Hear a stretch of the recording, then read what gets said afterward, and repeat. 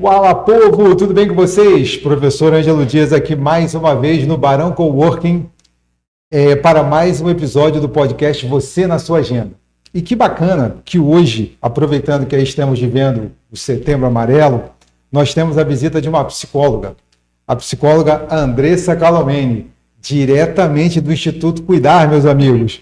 Nós já tivemos aqui o pai dela falando sobre a relação do exercício físico com as habilidades cognitivas, que aliás é um trabalho sensacional, sou muito fã do seu pai.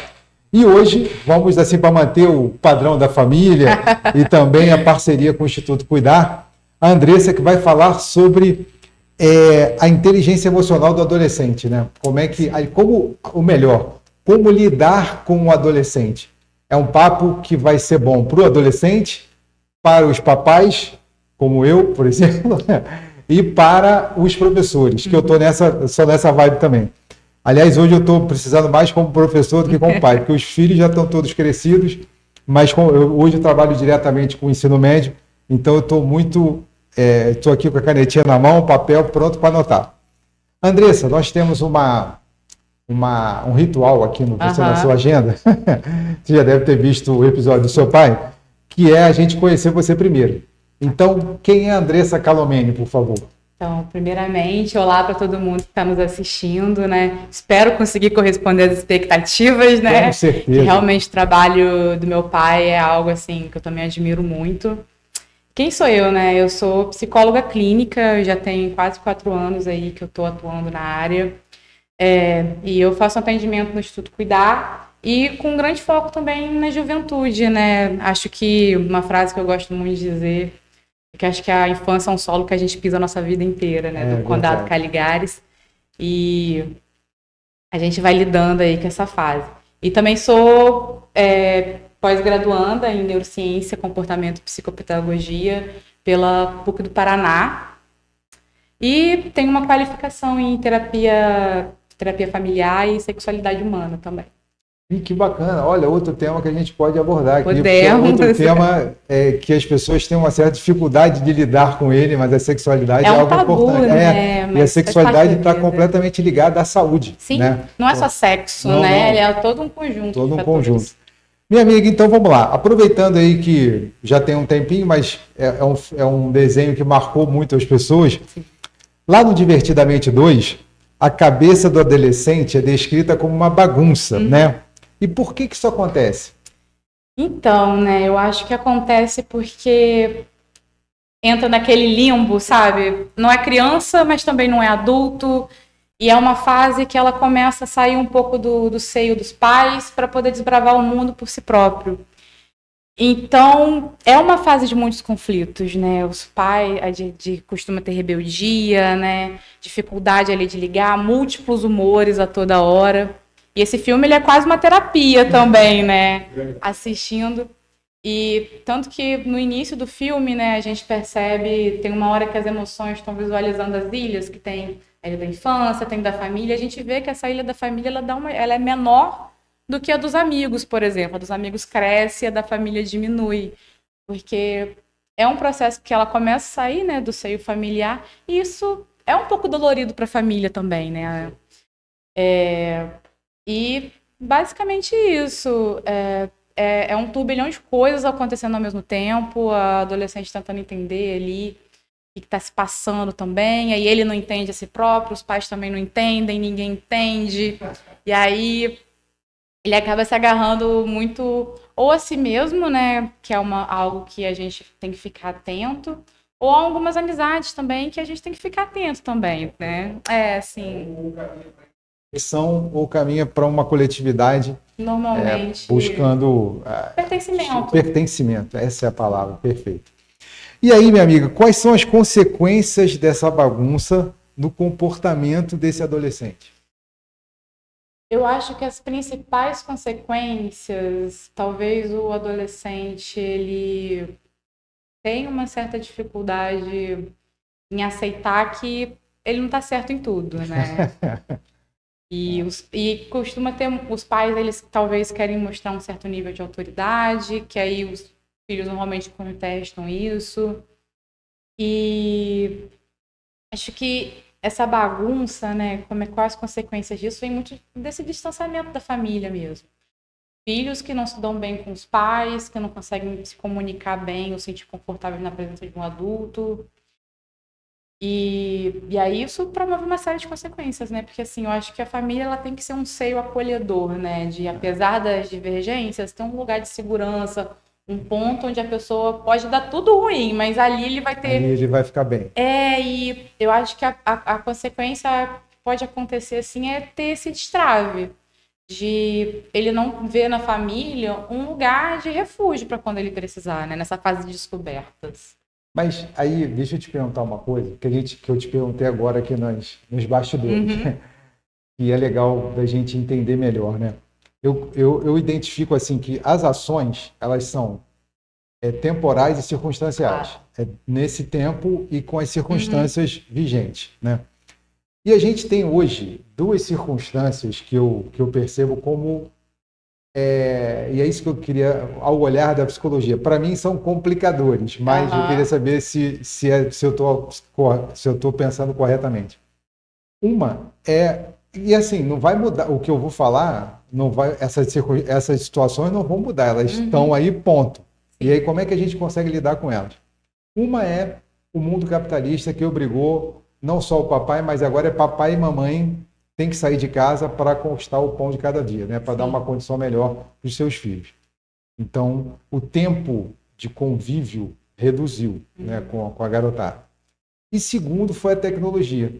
Esse cara aqui, ó, ele pode nos aproximar, né? Porque você pode estar em qualquer lugar do planeta. Se você tiver internet, você consegue fazer uma videochamada e olhar para a pessoa. Mas ele também pode nos distanciar, levando o adolescente, por exemplo, uma dimensão que os seus pais de hoje não têm acesso ou não como eu aprendi com os meus filhos essa palavra, não estão na mesma vibe. E esses pontos são realmente complicadores nesse relacionamento? São complicadores e, como eu falei com você, né, a tecnologia, ao mesmo tempo que ela é ruim, ela é boa também, né? Você falando aí agora, eu lembrei de um artigo que eu produzi na época da faculdade, falava sobre o adultecimento infantil, né? Que a gente, adultecimento. O adultecer infantil antes da hora, né? Legal. Que a gente vê hoje meninas de 12, 13 anos se comportando como se tivessem 18. E aí eu fiz um trabalho em volta disso. Não só meninas, meninos também. Eu fiz um trabalho em volta disso e citava exatamente sobre isso da tecnologia, uns artigos que eu inseri ali. Porque os pais saíram de casa, né? Então a gente já começa desde cedo já colocando a criança na frente de uma tela. Porque assim a gente tem uma paz, né? A criança fica distraída, então a gente vai... E, ao mesmo tempo, a gente não tem muito controle ali do que está tendo, né? Nem sempre os pais conseguem acompanhar ou ter uma fiscalização ali do que aquele adolescente ou aquela criança está assistindo dentro daquela tela. Principalmente até redes sociais mesmo, né? A gente vê crianças menos de 10 anos, às vezes, já acessando redes. E na rede social você vê um pouco de tudo também, né? Com certeza. E, ao mesmo tempo, a gente está vendo uma geração de adolescentes, de jovens, que... nunca se falou tanto sobre saúde mental como a gente tem falado nos tempos de hoje, né? A informação está chegando mais rápida. Então, tem alguma coisa acontecendo, eu já vou procurar para saber o que está acontecendo. Eu já recebi vários pacientes, adolescentes, assim, que quem me procurou, quem normalmente procura inicialmente aos pais, né, para fazer uma entrevista inicial, e eles falaram assim, meu filho quis vir fazer e aí tô colocando ele aqui, já que ele quer, então a gente vai trazer ele para cá. E eu falei assim, pô, cara, que legal, né? O adolescente ter tido essa iniciativa dele procurar olhar para si mesmo, para a saúde mental, né? Mas é claro também que, como você falou, tem aquele conflito de gerações. A sua geração é diferente da minha, pessoas mais novas hoje eu vejo que é outra coisa. A gente não vê mais criança brincando na rua, igual antigamente, por exemplo. Verdade. E aí, não que exista culpados, né? Cada um age de acordo conforme é certo, no contexto que cresceu e aprendeu, mas isso também acaba tendo as divergências, né? De ideias, do que acredita. E acho que essa é a principal consequência mesmo desse atrito entre esses dois polos. E aí, a gente está vivendo aí, estamos no mês de setembro. E o mês de setembro é o mês que a gente lança uma luz, né? Um olhar mais atento para essa questão do Setembro Amarelo, que é um olhar mais atento para a questão do suicídio. Dentro da sua experiência aí com os jovens, como é que está isso hoje entre os jovens? Está aumentando? Está... Então, as taxas de suicídio, de depressão e ansiedade em jovens numa faixa etária dos 13 aos 19 anos, assim, eu acho que é algo que tem crescido muito.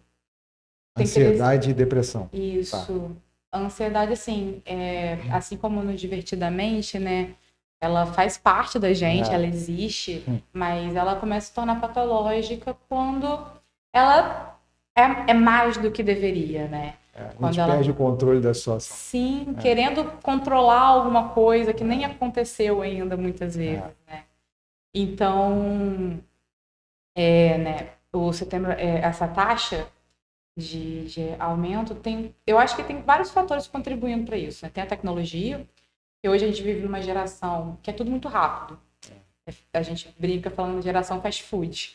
Aí aconteceu a que a gente quer aqui, quer ali, agora. A gente tem que entregar um trabalho para amanhã, o mais rápido possível, tem que dar conta de tudo. E aí isso contribui para a ansiedade. Ao mesmo tempo que tem a ansiedade, esse jovem muitas vezes ele não se sente acolhido e entendido pelos amigos, pela família. Que está passando um processo ali que é só dele, né? Da individualização, de ter a consciência de si mesmo. E ao mesmo tempo, como eu falei, né? Isso tudo é muito bagunçado, assim, porque saiu de uma infância que às vezes via as coisas de uma forma diferente e cai muitas idealizações que ele tinha, então vem muitas frustrações a partir daí também. Então, a gente vê um grande aumento, né, desses sintomas no meio disso, dessa bagunça mesmo que é o jovem. E com essas situações que eles vivem. E assim, os jovens que você atende hoje, né?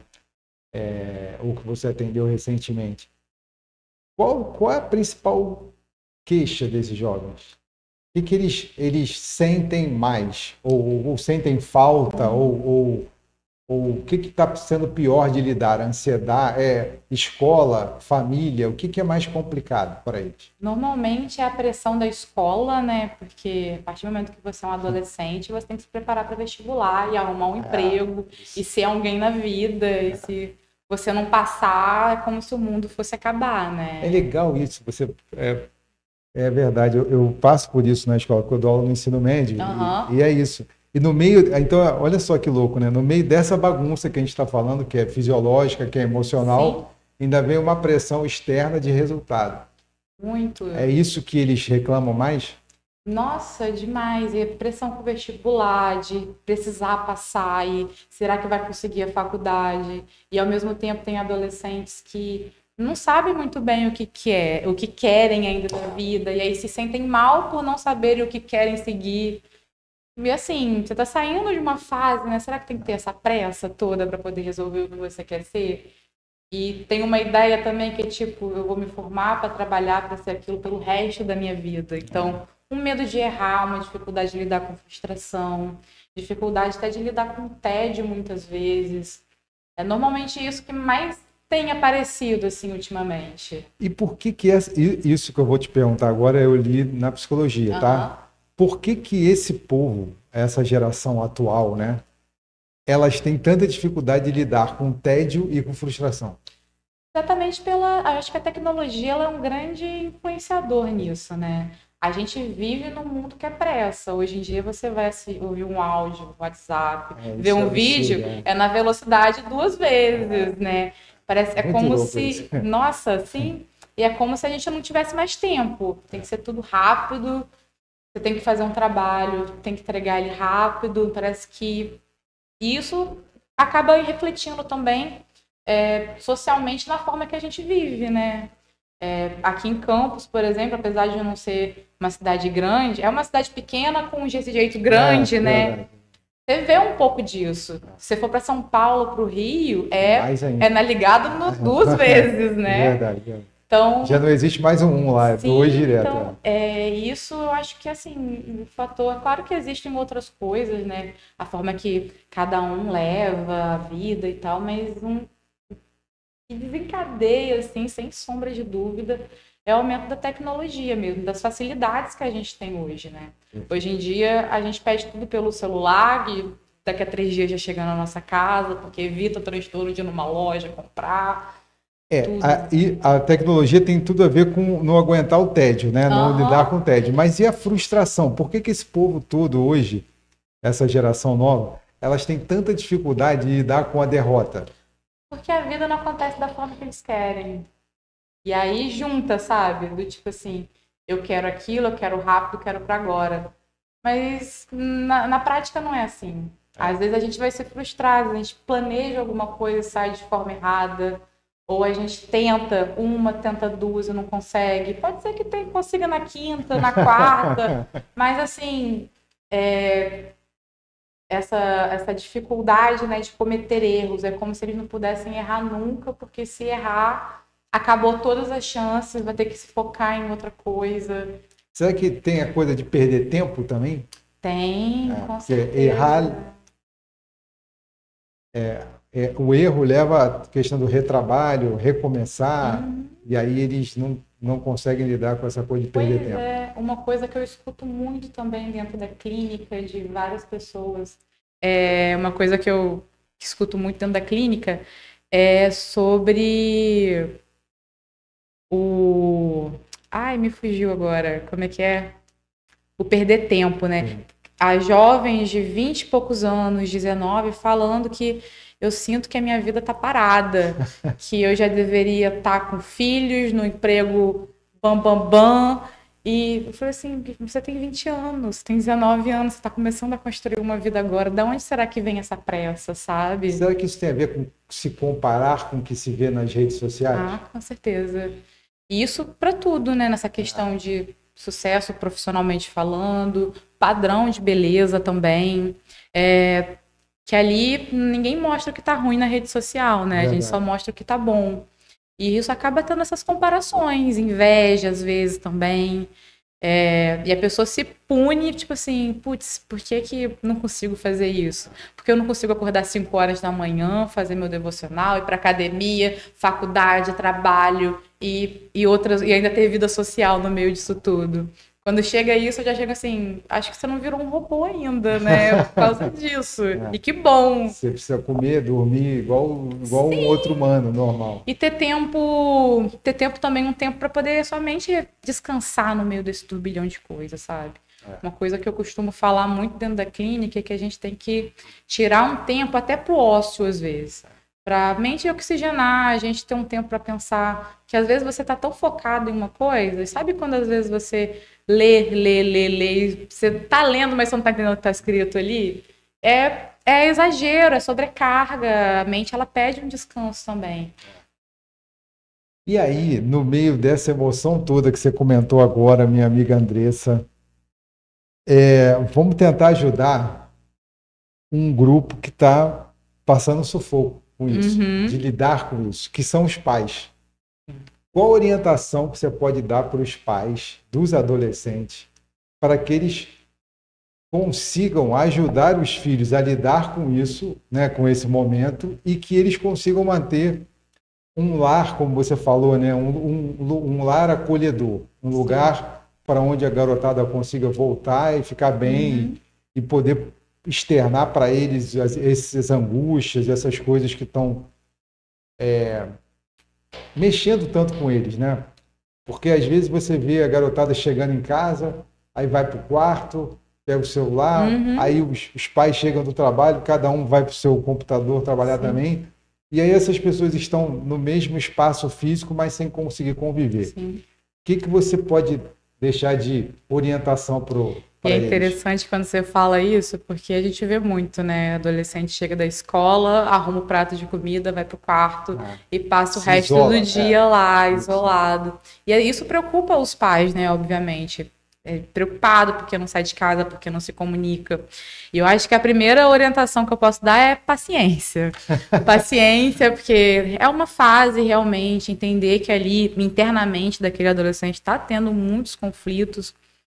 E acho que, assim, é claro que é importante a gente estabelecer limites, né? A gente, enquanto pais, a gente está ali com uma função de orientação, né? De tentar indicar, né?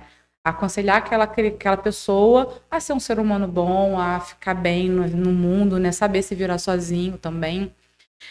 A estabelecer limites, mas também oferecer um lugar que seja seguro para esse adolescente se sentir seguro, para ele falar quando alguma coisa der errado, para ele saber pedir ajuda quando for necessário, para ele tá se sentindo mal, aconteceu alguma coisa, ele saber recorrer aos pais sobre isso, não esconder ou piorar uma situação que já pode estar grande, né? E a base de tudo é comunicação e compreensão também das fases de vida. Entender que não é porque o seu filho talvez vive uma adolescência que é diferente da sua, tem alguma coisa errada com ele ou até com os próprios pais mesmo. Ter a compreensão de que são fases diferentes, gerações diferentes e ainda assim pessoas diferentes também, né? Porque muitas vezes a gente vê os pais querendo agir como se os filhos fossem uma extensão deles. E isso não é, né? A gente tem que ir podando um pouco esses limites. E é bem bom lembrar isso que você lembrou agora, que nesse universo aí, onde a gente tem pais, adolescentes, pais e professores, não existem culpados de nada. Sim. Mas somos responsáveis para tentar ajudar. Sim. Né? E assim, esse papo da paciência é real. Você fez esse comentário é importante, porque é isso mesmo. Eu acho que de todas as habilidades que o pai e a mãe precisam ter nesse momento é a paciência. Sim. Paciência de escutar e não desistir, né? E até, inclusive, de quando perceber que está difícil, porque a gente também não dá conta de tudo, de poder buscar ajuda. Claro. De entender que, de repente, caramba, eu preciso de uma ajuda psicologia, de uma psicóloga, ou até meu filho, ou a família toda vai para lá fazer isso. Falar nisso, quando o adolescente vai te procurar, você conversa com os pais também ou é só com ele? Como é que funciona isso? Então, dentro da minha clínica, né, isso é muito relativo, porque depende da faixa etária do adolescente, de como que ele se porta comigo. Tem adolescente que eu prefiro conversar com os pais primeiro para ouvir uma versão dos pais, para depois escutar os adolescentes. E aí a gente vê o que acontece. Mas tem adolescente, normalmente de 16, 17 anos, que eu já não sinto essa necessidade de trazer os pais. Certo. Só em casos assim, eu acho que não é só o adolescente, eu acho que tem um pontinho da família aqui que a gente tem que conversar. E aí eu tento trazer esses pais para perto também, né? De conversar, às vezes fazer uma sessão até com o adolescente, o pai e os pais juntos, ou somente os pais, para escutar também o lado deles, né? Porque assim como são conflitos para os adolescentes, lidar com essa fase para os pais, e muitas vezes eles se sentem perdidos, tipo assim, já fiz de tudo e não sei mais o que fazer para o meu filho melhorar e tudo mais. Se colocam também num lugar de meio que de culpa no meio disso. E como você falou, né, não é que existem culpados. A gente vai agindo conforme a gente acha certo. E é claro que não é porque a gente compreende, a gente entende que deixa de afetar. E tá tudo bem, a vida faz parte. E é assim que a gente vai crescendo. E, assim, hoje, principalmente pós-pandemia, parece, por isso que eu vou te perguntar, o que eu vou te perguntar agora, parece que diminuiu um pouco isso. Mas a psicologia sofreu um preconceito muito grande. De que, não, eu não preciso de terapia. Terapia é coisa para maluco. Eu não sou maluco. Né? Então, essa resistência ainda existe? Ela é mais comum por parte dos adolescentes ou dos pais dos adolescentes? Sem sombra de dúvida, dos pais. Normalmente, os pais, até tendo pessoas mais idade, né, acima dos 30, que falava assim, não, eu acreditava que terapia era coisa de gente doida, eu jamais, em outro tempo, jamais ia fazer.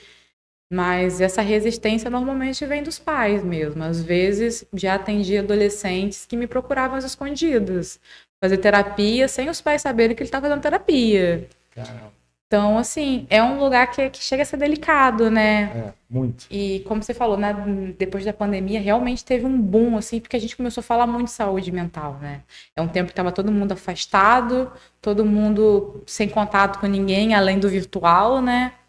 E muitas pessoas, depois da pandemia, inclusive, tiveram dificuldade de socializar de novo, de voltar a uma sala de aula, a conviver até coisas básicas, como conversar mesmo com outra pessoa. E aí acabou tendo esse boom aí de psicologia. Hoje em dia a gente fala muito mais sobre isso, né? Eu vejo que quando você comenta, por exemplo, que a tecnologia, né, ou as redes sociais e tal, elas têm um lado bom. E uma das coisas boas foi que, por exemplo, especificamente na área da educação física, né, que eu conheço mais, mas eu acredito que foi parecido na psicologia e até em outras áreas da saúde. A quantidade de pesquisas que foram realizadas de 2020 a 2022, por exemplo, relacionando a prática regular e orientada da atividade física com o aumento da imunidade, foi gigante. E o mais legal, além dessas pesquisas terem acontecido, é que elas chegaram para as pessoas de uma forma mais simplificada. Sim. Então, muitos profissionais da área trouxeram esses achados, né, essas experiências para as redes sociais numa linguagem acessível das pessoas. Então, hoje, realmente, a garotada em especial, que está lá há mais tempo, elas têm um acesso a essa comunicação, a essas novas descobertas, a ideia de que a terapia é para todo mundo, né? Sim.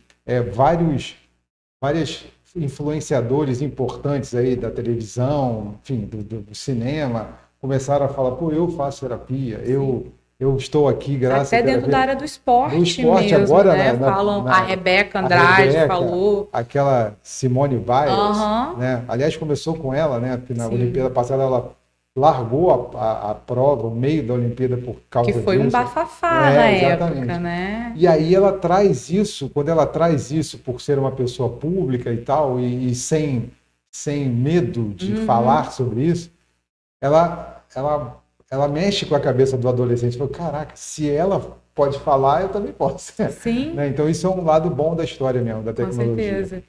E aí, como é que você consegue, ou você acha que os pais podem usar isso, ou você, quanto profissional, usa essa comunicação mais acessível da garotada para ajudá-los?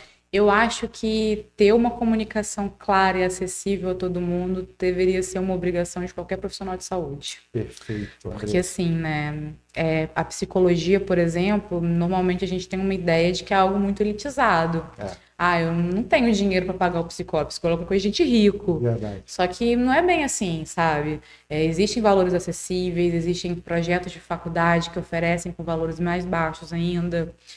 Então, acaba colocando nesse lugar, né, de ser um lugar, e aí diminui, né, o nicho.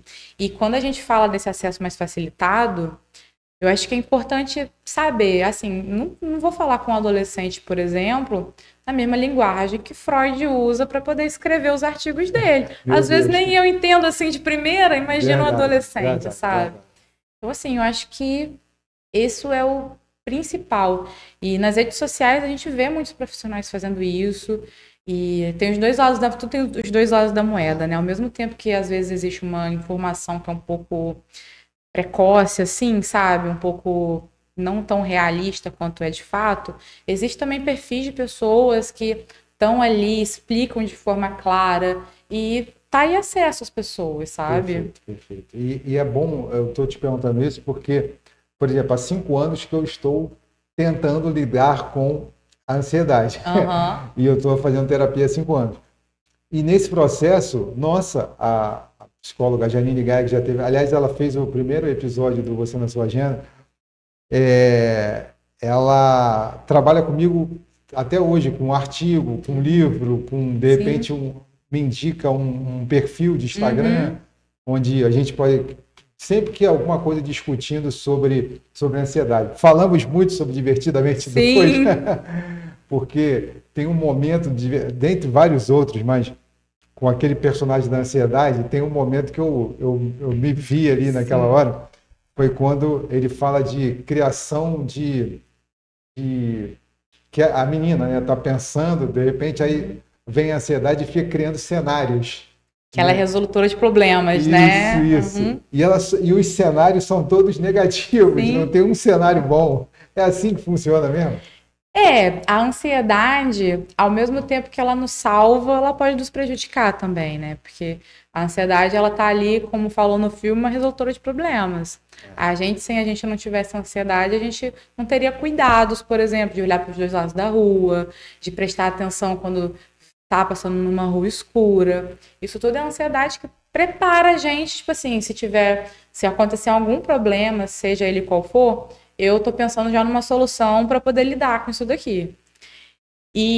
Só que aí, o que acontece, né? Quando ela toma o controle da mente da Riley, por exemplo, a Riley começa a viver aonde? Ela começa a pensar só no depois.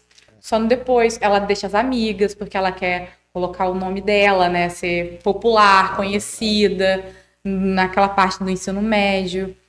Então, ela começa a ser prejudicial a partir desse momento em que a gente deixa até de viver o que está acontecendo agora e prestar atenção, né, no que está havendo no momento, para a gente poder, eu acredito, talvez numa falsa ilusão de um controle de um futuro, sabe?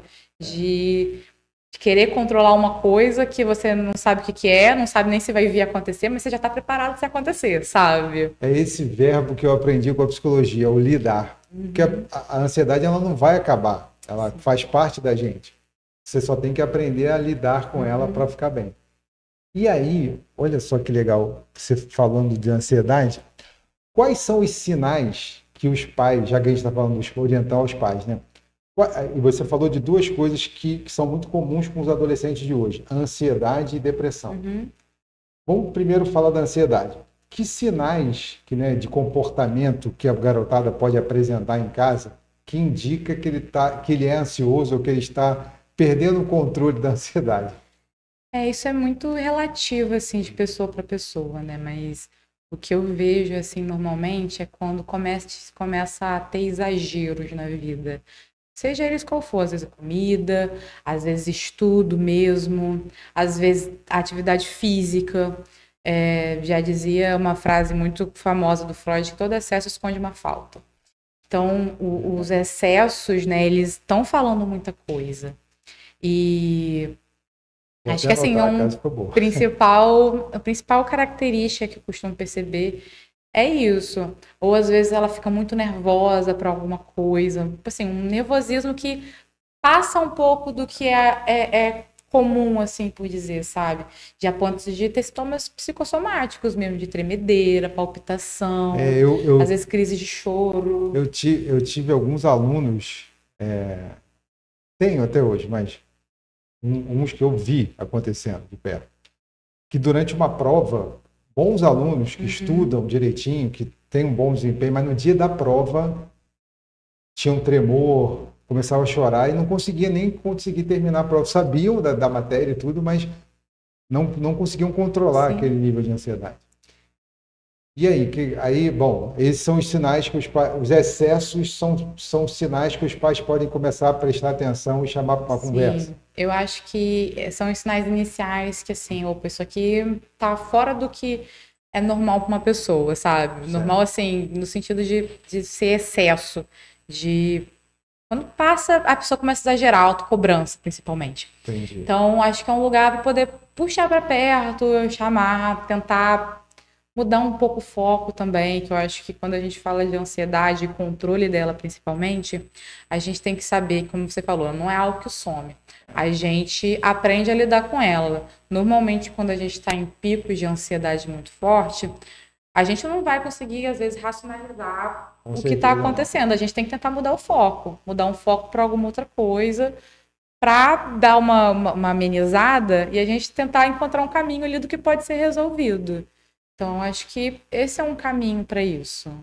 E com relação à depressão, que a depressão ela é mais perigosa porque, segundo os estudos, é a depressão que pode gerar um suicídio, é isso?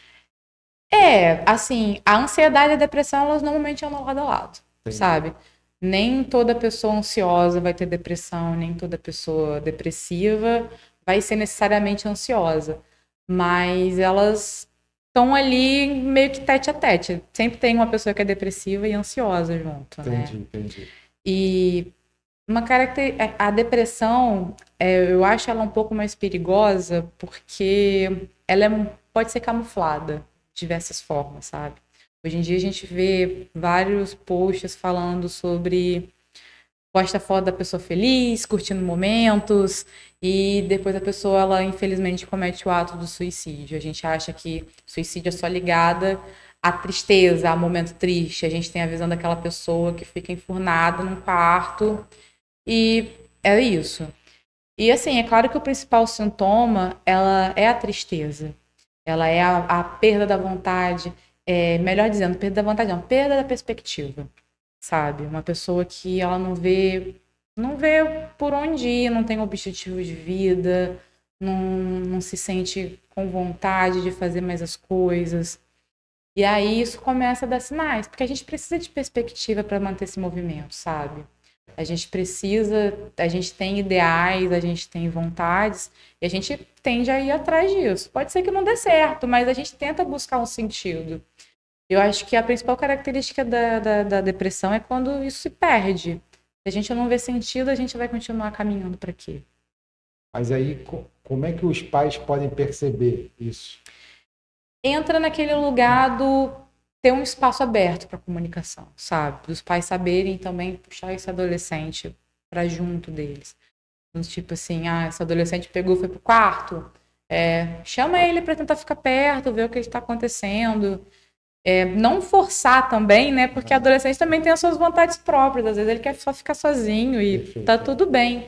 Mas tentar proporcionar momentos em que todo mundo ali saia feliz, sabe? Dar um passeio com a família, ter um espaço para conversar e se sentir à vontade, sabe? Que eu acho que é muito difícil a gente ver adolescentes e jovens que, quando tem uma base familiar onde a comunicação ali prevalece, a pessoa se sente segura, e principalmente ela se sente amada, né, no quesito afetivo, ela tende a não se isolar, ela tende a compartilhar o que está acontecendo.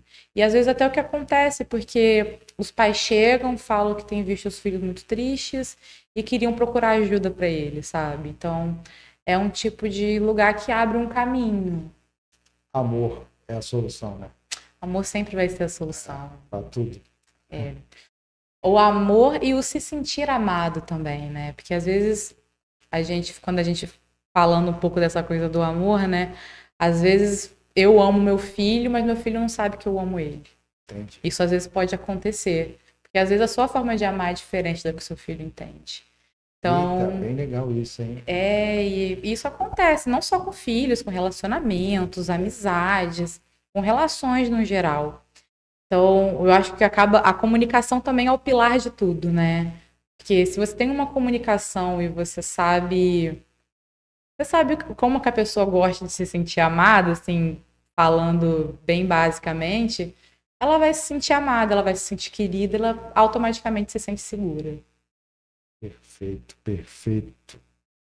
E aí, Alessandro, olha só, o que nós, pobres mortais professores, podemos contribuir com alunos que é com quem a gente tem maior convivência e com os pais nesse processo aí da bagunça de tentar contribuir para que a garotada consiga viver melhor esse momento?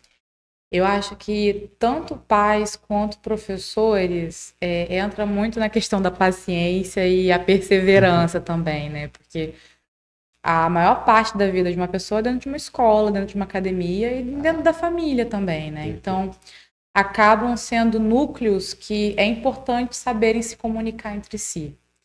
Os pais ouvirem o que os professores têm percebendo, os professores ouvirem também um lado dos pais. E juntos tem que ser um trabalho em equipe, né? De tentar ver qual é o melhor caminho. Hoje em dia a gente até vê escolas que elas fazem uma aplicação de prova um pouco diferente para determinados alunos, que estão falando mais sobre educação emocional dentro da escola. A gente tem progredido um pouco nesse âmbito, mas ao mesmo tempo, quando a gente tem outros estilos de escola, que se o pai vê o professor umas 2 vezes por ano, é muito ainda, né? Então, é comunicação, né? Saberem se comunicar, saber entender ali o que aquele adolescente está passando, esses lutos, né, de vida, de infância para um jovem que vai virar um adulto, e um luto também que eu acho que os pais acabam passando de não é mais uma criança, né? Que tá ali, que quer colo o tempo todo, que é uma criança carinhosa, é um adolescente que está se formando mesmo. O Divertidamente até mostra essa cena que eu achei muito legal, que é quando, antes das emoções novas aparecerem, surge o senso de si, que é onde a Riley começa a falar assim, não, eu sou uma pessoa boa, eu sou uma pessoa legal, e aí ela começa a se desenvolver a partir daí, de se entender a si mesma. Olha só que legal. E dentro desse, agora, porque assim, quando falo dos professores é a minha parte preferida, né? Porque aqui é que estou buscando. Seu lugar aí. Vou aproveitar da sua experiência para a gente poder ajudar os colegas nessa área, porque eu vejo que um dos motivos pelos quais eu convidei você para a gente conversar sobre esse assunto, porque eu percebo que, assim, tanto pais, quanto professores, quanto adolescentes, estamos todos perdidos nesse processo. A gente sabe que os adolescentes precisam de ajuda, os próprios adolescentes entendem isso já, até por conta essa quantidade de informação que eles recebem já específica da área, com uma linguagem mais acessível. Então, não à toa, você me relatou aqui, o movimento dos próprios adolescentes buscando a terapia, a ajuda de profissional. Sim. Então, isso é um lado positivo do processo. Mas eu venho de uma realidade, assim, eu trabalho numa escola, no IFE, no Instituto Federal Fluminense, lá da Campus da Barra, onde a gente tem colegas que são muito preocupados com isso. Isso ajuda muito. Você percebe. Aliás, eu tenho um orgulho gigante de trabalhar nesse polo, porque aqui eu tenho um time de colegas assim muito compromissado com essa qualidade, mas a qualidade de cuidar de pessoas, né? E a gente tem alguns casos assim, tem casos de ansiedade, de depressão, já teve de tudo um pouquinho lá. Inclusive buscamos parcerias com psicólogos. A gente não tem a psicóloga ainda na escola, mas a gente busca essa parceria. E com a sua experiência com jovens, que tipo de ações você acredita que a gente poderia desenvolver na escola para aproximar mais esses agentes? Principalmente trazer os pais para mais perto da escola. Porque a gente já, por exemplo, já usou em alguns eventos nossos a ideia da roda de conversa. Aí a gente convidava um psicólogo para mediar e foram experiências muito legais, assim. O que mais que você pode deixar de orientação para o professor ou até para a gestão da escola, né? Quem toma a decisão, que pode ser feito com mais frequência para a gente ter pais, professores e alunos tendo uma interação maior? Eu acho a roda de conversa, assim, uma atitude que ela é sensacional, porque ela abre um espaço para conversa, né? Isso. Conversa e de troca diálogo, também. Né? O diálogo. Uma queixa que eu escuto muito de diversos pacientes meus, adolescentes, principalmente nessa faixa etária 17, saindo do ensino médio, né? Principalmente escolas que são normalmente escolas mais elitistas, né? Que não existe compreensão, é só cobrança, e você tem que passar no vestibular, e você tem que sair da sua casa num sábado para poder fazer um simulado para a prova, porque você tem que se preparar e tirar uma nota boa no Enem. E aí é uma prova atrás do outro, aí quando não tem prova é simulado, e tem essa cobrança ainda, sabe? E, infelizmente, trazer essa atitude, né, de trazer para perto não é algo que a gente vê com recorrência nas escolas. Claro que existem, né, Mas a gente vê também o outro lado disso, da pressão para poder atingir algum lugar, se é que existe um lugar a ser atingido, né? Verdade. E vejo adolescentes que estão cansados, né? Porque é só cobrança, é cobrança não só deles, mas é uma cobrança que é da escola, às vezes vem dos pais, e acaba gerando uma autocobrança neles mesmos. E aí, quando eles começam a não conseguir produzir da forma que a escola gostaria que eles produzissem, é mais culpa, é um sentimento de não ser suficiente, sentimento que nunca vai conseguir nada.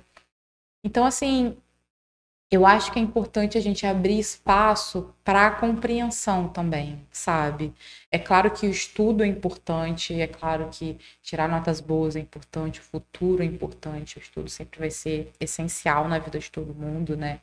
A gente da saúde, então, escolheu passar uma vida estudando, né? Porque as coisas vão se atualizando o tempo todo. Mas a gente entender que, assim, por exemplo, eu hoje não sei eu não sei usar Bhaskara hoje em dia, porque não faz parte da minha realidade. Claro. E é claro que é importante aprender, é importante a gente ter uma ciência, mas até que ponto essa pressão que é colocada, ela é benéfica, sabe? Até que ponto cobrar e cobrar e cobrar, até mais do que um adolescente é capaz de entregar ali naquele momento, isso é sadio. Isso também acaba dando uma zona de distanciamento. Porque se o adolescente ele não vê, né, ele vê um lugar só de estudar, não vê um lugar de acolhimento ali, e que ele tá vivendo como um robô ali, basicamente, né? De ter que produzir e às vezes até perder noites de sono para conseguir dar conta de estudar para alguma coisa. E é claro que estudo é importante, mas sono também é importante, se alimentar bem é importante, fazer atividade física é importante, ter socialização também é importante. E eu acho que são espaços que às vezes falta um pouco uma certa dosagem, sabe? Diante disso.